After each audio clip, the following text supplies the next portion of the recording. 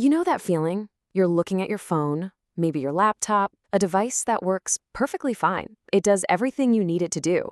But then all of a sudden you get this itch, this overwhelming urge to replace it.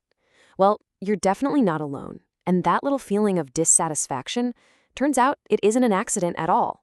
We're going to dive into why it's actually a feature, not a bug. This quote, wow, it just nails it. Think about this guy, Marcus. He had an 18-month-old phone. It was great. Made calls, took amazing photos, ran every single app he threw at it. He was totally happy. And then the new model was announced. Suddenly, his perfectly good phone felt slow. The camera seemed kind of blurry and outdated. The battery life felt like it just wasn't cutting it anymore. But here's the crazy part. Physically, nothing about his phone had changed. Not one thing.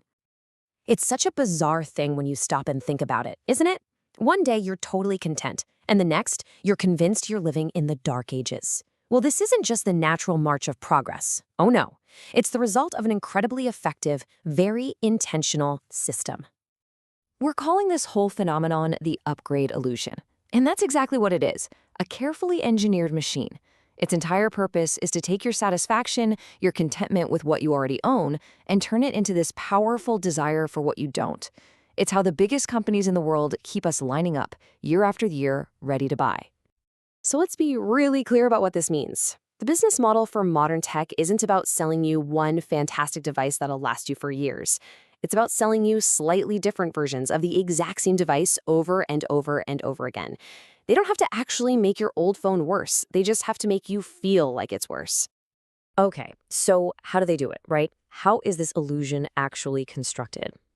Well, it really boils down to three main tactics, and each one is designed to make your perfectly good tech feel totally obsolete. It's like a three-pronged attack. First, they go after the software, the brains of your device. Then they come for the hardware, the physical body, engineering it to be a pain to fix. And finally, they wrap this whole thing up in a relentless, predictable marketing cycle that just gets inside your head and makes you feel like you're always one step behind. So let's start with the software. The companies release these shiny new operating systems, right? But they're designed for the latest, greatest hardware. So when you install that new OS on your slightly older device, suddenly it feels sluggish, the battery drains like crazy. It's not in your head. It is absolutely by design. I mean, this famously led to a massive $500 million settlement when Apple got caught red-handed deliberately slowing down older iPhones. And then there's the hardware itself. You know, these devices are built with batteries glued in place, with weird proprietary screws that nobody has a screwdriver for. It makes simple repairs incredibly difficult. I mean, why on earth does a battery replacement cost nearly $90 when the part itself is maybe $15? It's simple. They want you to do the math and think, I might as well just put that money towards a new phone. And that is exactly the calculation they're banking on. But honestly, the most powerful weapon in their arsenal is probably the annual release cycle. Every single year, like clockwork, they hold the big keynote. And this isn't just a product launch. As the slide says, it's a carefully scripted psychological operation. It's a cultural event designed to create hype and make you feel that dreaded FOMO, that fear of missing out.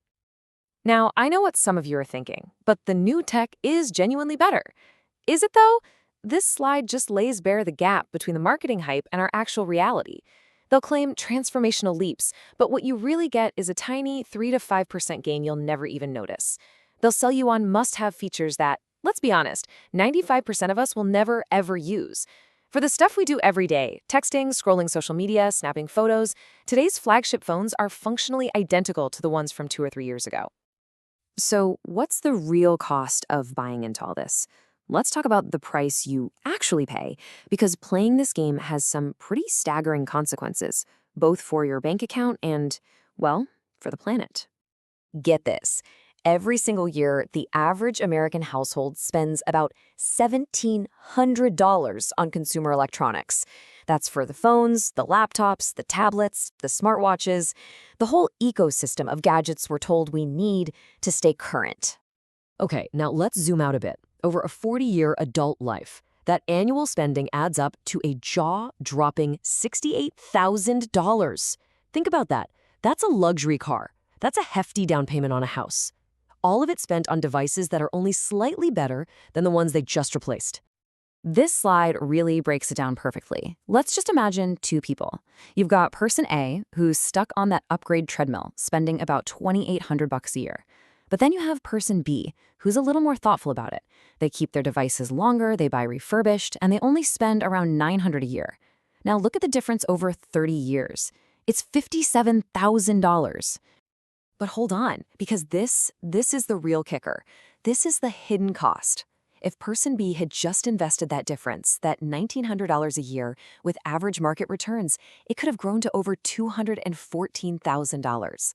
That is the true price of the upgrade illusion. It's not just the money you spend, it's the wealth you never get the chance to build. And of course, the financial hit is only one part of the story.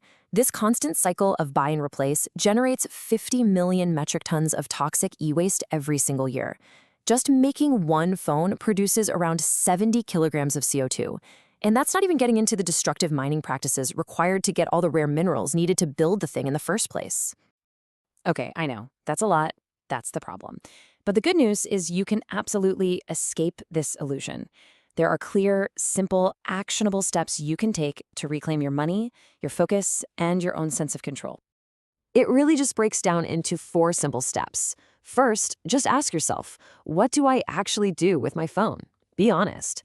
Second, find ways to extend its life. You'd be amazed what a simple battery replacement can do.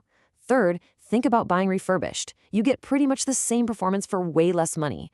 And finally, get off their schedule and get on your own. Set your upgrade intervals based on your real needs, not their marketing calendar.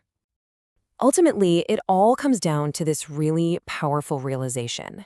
That feeling, that nagging sense that your tech isn't good enough, it's not an organic thought. It was put there. It was planted by a multi-billion-dollar marketing machine that literally needs you to be unhappy to survive. So the next time you feel that itch, that urge to upgrade, I want you to just ask yourself this one simple question. Your device does everything you need it to. It works just fine. Who exactly profits when you're convinced that it doesn't?